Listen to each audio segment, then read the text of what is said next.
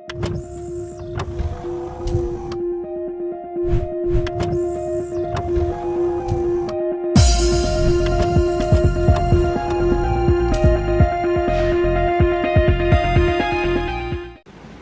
सवाल है जनाब, वो फरमा रहे हैं जी कि मेरे भाई ने एक मुकदमे में जाकर कोई एडमिशन कर लिया, कोई चीज़ तस्लीम कर ली, तो इसकी कानूनी हैसियत क्या है? क्या हम केस हार जाएंगे? अब फिर ये एम्बिग्यूटी है कि मुकदमा किस नौयत का था, आया वो फौजदारी था, आया वो सिविल था, तो इस बारे में कोई वजाहत इसमें नहीं है। इसमें आप ये देखें कि कानून शहादत का जो आर्टिकल 30 है उसको डिफाइन किया गया है एडमिशन को। फिर 113 है article, admitted thing need not be proved, ये भी लिखा गया है। मैं आपको एक दो मिसालें देता हूँ, आपका सवाल आपको जवाब मिल जाएगा। देखिए, एक शख्स अदालत में जाके कह के आता है कि मेरा बाप 5 साल पहले फौत हो गया था, जबकि बाप जिंदा है। तो अब आया उस पर ये बाइंडिंग होगा, काबिल पाबंदी होगा? जवाब है नो। तो इसलिए कहा जाता है कि admission is not conclusive proof. अच्छा, इसी तरह आप देखें कि अगर कोई शख्स, आमतौर पर बड़े बड़े जागीरदार, ज़मींदार और बड़े नवाब लोग कत्ल करके और अपने किसी ड्राइवर का नाम लिखवा देते हैं, और ड्राइवर जाके कह देते हैं कि ना हाँ मैंने कत्ल किया है, एक्चुअली होता तो नहीं है। तो इसलिए अगर किसी चीज़ का कोई कन्फेशन या एडमिशन कपल्ड विद रिकवरी वो ना हो, तो उसको भी कतई सबूत नहीं माना जाता। तो जो एडमिशन है, जो किसी चीज़ का तस्लीम करना है, वो कंक्लूसिव प्रूफ नहीं होता। इसलिए आर्टिकल 113 कानून शहादत में जजेस को पावर दी गई है कि वो हालात, वाक़यात, सर्कमस्टांसेस, सिनारियो, जो भी कंटेक्स्ट और सिचुएशन, जो भी चीज़ें हैं वो उनको मद्देनज़र रखें और देखें कि क्या ये बंदा जो बात कर रहा है ये किस सिनारियो में कर रहा है, किस कंटेक्स्ट में, किस सिचुएशन में कर रहा है।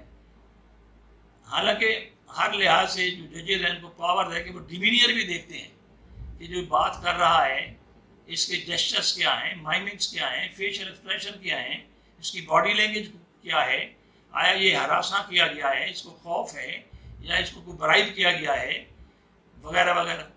ये सारी चीज़ें जो हैं वो देखनी पड़ती हैं, तब कहीं जाके वो एडमिशन प्रूफ होता है, वरना नहीं। उम्मीद है आपको जवाब मिल गया होगा। हाँ जी, अगला जनाब जवाब है, वो कहते हैं जी मालिक मकान ने, हम किराएदार हैं, मालिक मकान ने दावा दायर कर दिया है, इजेक्टमेंट पिटीशन यानी दरख्वास्त जो उसने दायर कर दी है। तो अब हम क्या करें, हमारे पास क्या रेमेडी है? देखिए जी, पहली तो आपने ये नहीं बताया कि आप किराएदार हैं, आया ओरल हैं, ज़बानी किराएदार हैं, या इस बारे में कोई किरायानामा तहरीर हुआ था। अगर हुआ था तो आया वाकई वो रजिस्टर्ड भी हुआ है। ये बातें आपने नहीं लिखी, अब मैं खुद प्रिज्यूम करके आपको जवाब तो खैर मैं देता हूँ। जब इजेक्टमेंट पिटीशन आ जाती है, उसके बाद आम दावाजात की तरह जो रिस्पोंडेंट है या मुद्दालय है वो जवाब दावा नहीं देगा, वो पहले देगा लीव टू कंटेस्ट। उसको इजाज़त लेनी पड़ेगी अदालत से कि इन हालात और वाक़यात के तहत मेरे पास ये जवाज़ मौजूद है اور میں ایک کیس لڑنا چاہتا ہوں۔ اب عدالت سارے حالات و واقعات اور جو لیو ٹو کنٹیسٹ ہے اس کو دیکھے گی۔ اگر وہ واقعی انڈر دا لا ہے، ایز پر لا ہے، تو پھر اس کو اجازت ملے گی، اور بعد میں وہی جو لیو ٹو کنٹیسٹ ہے اسی کو ریٹن اسٹیٹمنٹ یا جواب دعویٰ تصور کیا جائے گا۔ اس کے بعد ایشوز فریم ہوں گے، اور اسی طرح پھر شہادت آئے گی دونوں طرف سے، اس کے بعد پھر فیصلہ ہوگا۔ تو یہ ہوتی ہے جی لیو ٹو کنٹیسٹ۔ اگلا جناب سوال ہے،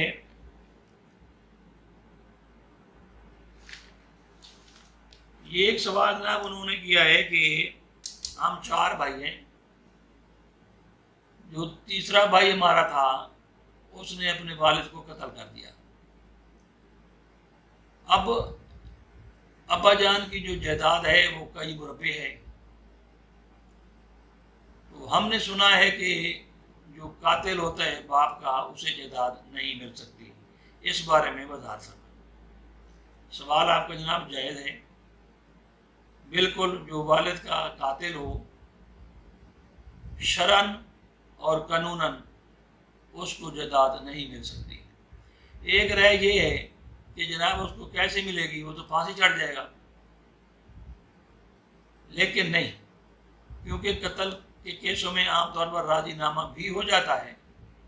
اگر وہ اسی طرح پھانسی پر نہ چڑھے تو پھر تو بالکل درست ہے، اس کے لیے قانون موجود ہے۔ آپ ڈیکلریشن سیک کریں، عدالت میں دعویٰ دائر کریں، اور اس میں لکھیں کہ جناب اس نے معافی مانگی تھی یا کمپرومائز کے تھرو یہ بچ گیا تھا، جبکہ اس نے والد کو قتل کیا ہے۔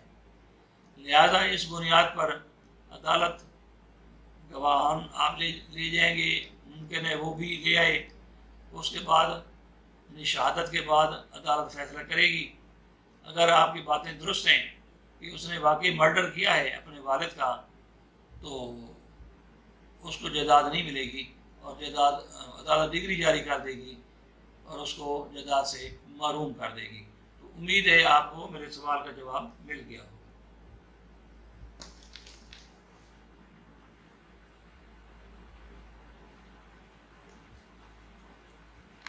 اگلا سوال ہے جی،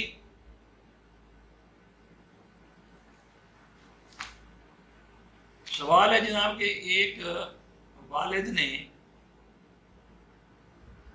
اپنے 8 بچوں کو محروم کر کے نامے بچے کے نام ساری جائیداد اس کے نام کر دی ہے۔ کچھ کوٹھیاں تھیں، کچھ ایگریکلچر پراپرٹی تھی، تو 8 بچے محروم ہو گئے ہیں۔ اس بارے میں وضاحت فرمائیں۔ دیکھیں جی، شریعت کے مطابق وہ شخص کر سکتا ہے، نہ ہی اسے قانون روکتا ہے، نہ ہی اسے شریعت روکتی ہے۔ ٹھیک ہے، گناہ گار ہوگا، اللہ جانے اور وہ جانے۔ تو آپ کہیں گے کہ یہ کیا بات ہے جی، شریعت بھی اسے اجازت دیتی ہے۔ اس کا جواب یہ ہے، سب سے پہلے میری آپ جو ویڈیو ہے آنرشپ والی، جب میں جو اسٹوڈنٹ کا لیکچر دے رہا تھا تو آنرشپ کا پورا میں نے آپ کو بتایا تھا، ایک پوری آنرشپ ملکیت کسے کہتے ہیں۔